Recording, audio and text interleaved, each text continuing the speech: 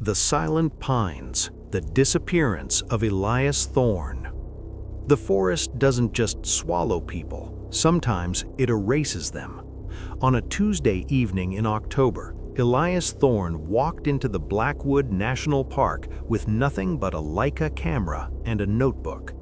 He was a man who lived for the frame, a photographer obsessed with the way moonlight hit the pines. He told his wife he'd be back by midnight, but when the sun rose, the only thing found at the trailhead was his car, locked, untouched, with his cell phone sitting on the dashboard. Elias was gone, and as the investigation deepened, the police realized they weren't looking for a man who got lost. They were looking for someone who had seen something he was never meant to capture. Blackwood is a place of jagged shadows and deceptive trails. Local legends speak of the Silent Pines, a specific grove where birds stop singing and the wind seems to hold its breath. This is where the search dogs lost the scent. For 3 days, 200 volunteers combed the brush, their boots sinking into the damp earth. They found his tripod first. It was standing perfectly upright in the middle of a clearing, miles from any marked trail. There was no sign of a struggle, no blood, no torn clothing, just the metal legs of the tripod planted firmly in the soil, as if waiting for a master who would never return. But the camera, the most valuable thing Elias owned, was missing. 2 months after the search was called off, a hiker found Elias's Leica. It was buried under a foot of dirt near the base of a cliff 3 miles from the tripod. The casing was smashed, but the SD card remained intact. When digital forensics experts recovered the files, they didn't find nature photography. The last 12 photos were taken in rapid succession. They were blurred, captured by a shaking hand. In the background of the final image, partially obscured by the thick trunk of a cedar tree, was a shape. It wasn't a bear, and it wasn't a hiker. It was a figure wearing a vintage, heavy canvas coat, standing perfectly still, staring directly into the lens. The terrifying part? The figure had no face, just a smooth, pale surface where features should have been. Who was the faceless man in the woods? Local authorities checked every missing person report and psychiatric facility within 3 states. Nothing. The canvas man became a local ghost story, but for the Thorne family, it was a living nightmare. There were no footprints leading to or from the spot where the figure stood. Lead Detective Miller noted a chilling detail in his final report. The timestamp on the last photo was 3:14 a.m.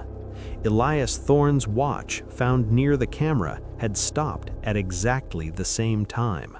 The battery hadn't run out. The internal gears had simply fused together, as if hit by a massive electromagnetic pulse. To this day, the case of Elias Thorne remains open. No body has ever been recovered. The Silent Pines remain off-limits to the public, officially due to unstable terrain, though locals know better. Some say that on quiet October nights, you can still hear the faint mechanical click of a camera shutter echoing through the trees. Elias went into the woods to capture the beauty of the dark. In the end, the dark captured him.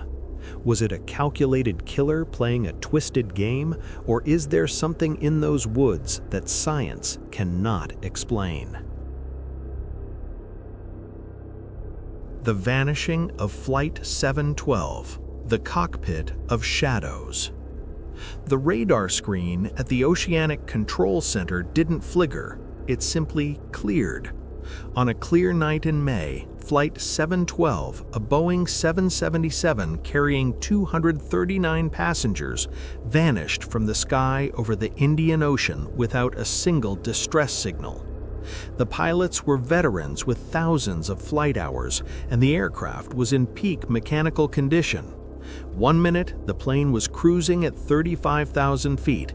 The next, it was a ghost, leaving behind a silence that would haunt the world for years. Search teams from 20 countries scanned millions of square miles of open water, but the ocean refused to yield a single piece of debris.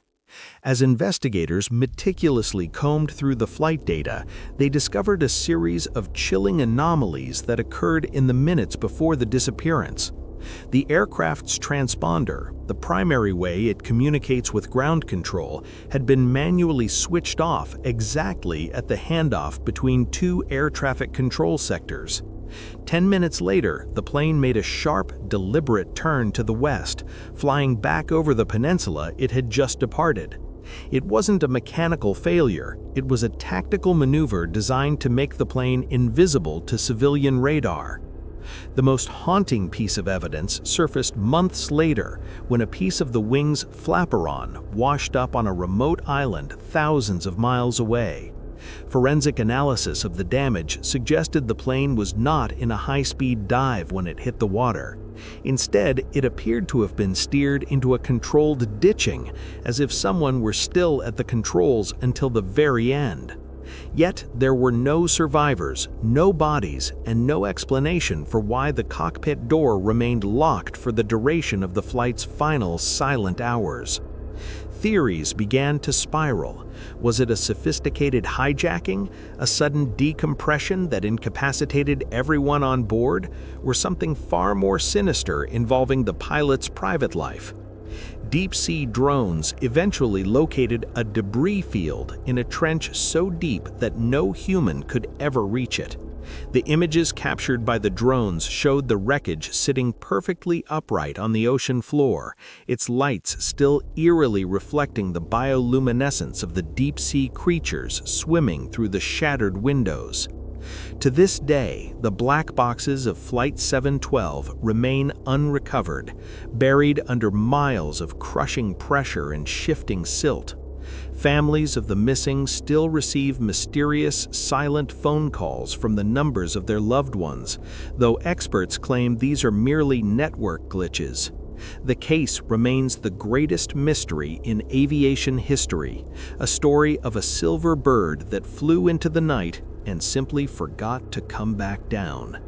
Was it a human shadow in the cockpit, or did Flight 712 cross into a space where radar cannot follow? The echoes of Blackwood Manor, the architect's prison. The stone walls of Blackwood Manor do not just hold secrets, they seem to hold a heartbeat. Built in the late 19th century by a reclusive clockmaker and amateur architect named Silas Vane, the estate was designed with a logic that defied traditional geometry. Locals in the valley whispered that the house was a puzzle box, filled with false doors, hollow walls, and staircases that led into solid ceilings. In the winter of 1894, Silas Vane hosted a dinner for 7 guests to celebrate the completion of his masterpiece. But when the sun rose the following morning, the heavy oak front doors were bolted from the inside, and the house was silent. When the local constabulary finally forced entry 2 days later, they found the dining table perfectly set with untouched food, yet the house was entirely empty. There were no signs of a struggle, no blood, and no footprints in the fresh snow surrounding the perimeter. The only thing left behind was a leather-bound journal on the master's desk containing a single cryptic entry dated the night of the disappearance. The angles have finally aligned, and the guest I invited from the silence has arrived. For over a century, the manor sat abandoned, a decaying monument to a night where reality seemingly folded in on itself. In the summer of 2024, a team of urban explorers and paranormal investigators equipped with thermal cameras and LiDAR technology entered Blackwood Manor to debunk the legends. As they mapped the interior, their equipment began to malfunction, displaying rooms that didn't exist on the original blueprints. The LiDAR scans revealed a hidden void in the center of the house, a massive cylindrical chamber that occupied the space where the grand staircase should have been. Yet no door or entrance to this room could be found from any hallway. The horror escalated when the team's lead investigator, Sarah Reed, vanished while exploring the third-floor library. Her radio stayed active for 3 minutes, but all the team heard was the sound of a rhythmic, mechanical ticking, followed by Sarah's distorted voice whispering that she could see the guests from 1894. When the rest of the team reached the library, they found her flashlight spinning on the floor, but the room was empty. The only new detail was a fresh, hand-drawn portrait of Sarah appearing on the wall, rendered in a charcoal style that matched the other 19th-century portraits in the hall. To this day, the void at the center of Blackwood Manor remains a mystery that defies modern physics. Some theoretical physicists suggest the house was built on a rare geological fault that creates localized distortions in time and space, while others believe Silas Vane successfully engineered a tesseract house. Despite several demolition attempts, the manor stands firm. Every piece of machinery brought to the site has suffered catastrophic engine failure before the first blow could be struck. The legend of Blackwood Manor continues to grow as locals report seeing flickering candlelight in the windows of the Void Room, even though the house has had no electricity for decades. If you stand near the perimeter on a quiet night, it is said you can hear the faint, muffled sound of a dinner party in progress, the clinking of crystal, the murmur of laughter, and the steady, eternal ticking of a clock that has no hands. Was Silas Vane a madman, or did he truly find a way to step out of this world and into a place where time no longer exists? The Red Cellar, the vanishing of the O'Malley family. The dust never settled in the farmhouse on Black Creek Road. In the autumn of 1952, the O'Malley family, a father, mother, and 3 young children, simply ceased to exist between the hours of midnight and dawn. When a neighbor arrived the next morning to return a borrowed plow, he found the front door standing wide open and the smell of breakfast bacon burning on the stove. The table was set for 5, the children's school books were open on the rug, and the family dog was found whimpering in the corner, its fur turned completely white overnight. There were no signs of an intruder, no signs of a struggle, and not a single footprint leading away from the property. Investigators initially focused their attention on the Red Cellar, a heavy wooden trapdoor located beneath the kitchen floorboards.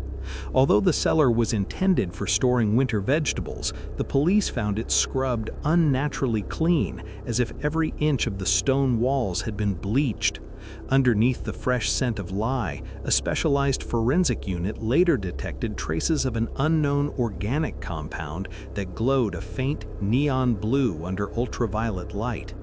Deep scratches were discovered on the inside of the trapdoor, but they weren't made by human fingernails. The marks were deep, parallel grooves that suggested something with metallic claws had been trying to pull the door shut from below. The case turned from a missing persons investigation into something far more disturbing when the local telephone operator reported a series of calls coming from the O'Malley residence 3 days after the house had been cordoned off. When the sheriff answered the line at the station, he heard nothing but the sound of heavy, rhythmic breathing and a child's voice humming a lullaby that hadn't been sung in the valley for over a century. Forensic wiretaps traced the signal not to the house's external lines, but to a point 600 feet directly beneath the farmhouse floor, a depth where no tunnels or caves were known to exist. Decades later, the farmhouse was demolished to make way for a new highway, but the mystery only deepened during the excavation. Construction crews unearthed a hidden chamber beneath the old Red Cellar, lined with jars containing preserved items that didn't belong to the 1950s, modern cell phones, digital watches from the 1990s, and a collection of photographs showing people who wouldn't be born for another 50 years. Among the artifacts was a small silver locket belonging to the youngest O'Malley daughter, containing a picture of her family standing in front of a futuristic skyline that has yet to be built. The Red Cellar remains a forbidden site, now covered by a thick slab of reinforced concrete to prevent further leakage from the ground. Locals still report that their car radios lose signal when driving past that specific stretch of Black Creek Road, replaced by the sound of static and a faint, rhythmic humming. Some believe the O'Malleys didn't die, but were pulled into a temporal rift that still opens whenever the moon hits a certain angle over the valley. Was the cellar a storage room for food or a gateway for something that harvests moments out of time?